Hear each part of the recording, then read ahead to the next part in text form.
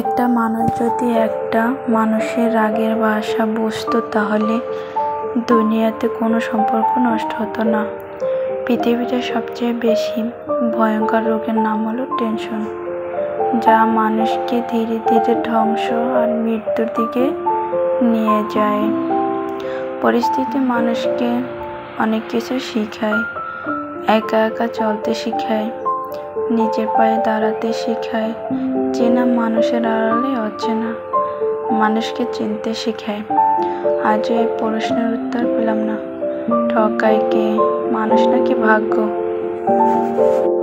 সবাই যদি সবার মনের কথা বুঝতো তাহলে সবার সম্পর্ক অটুট থাকতো, সুন্দর থাকতো, কোনো সম্পর্কই নষ্ট হতো না। ভিডিও গল্পটি কেমন লেগেছে অবশ্যই জানাবেন। সবাই ভালো থাকবেন, সুস্থ থাকবেন। আল্লাহ হাফেজ।